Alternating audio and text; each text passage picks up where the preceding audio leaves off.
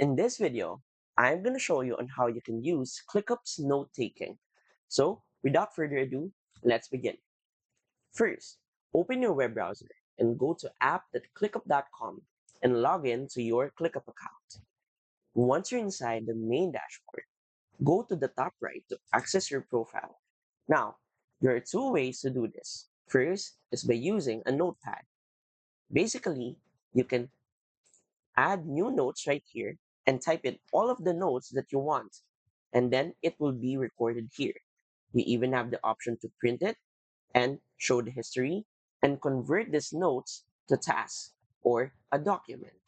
Now, there is another way to ClickUp's note taking, and that is by using AI. Again, click right here and then click on the AI note taker. Basically, you're gonna paste a meeting URL right here. And what the AI would do is to record that call and take notes by itself. Very easy, right? And that's it. So, if you find this video helpful and want to support our channel, feel free to use our affiliate link given on the video description. Thanks for watching, and I will see you in my next video.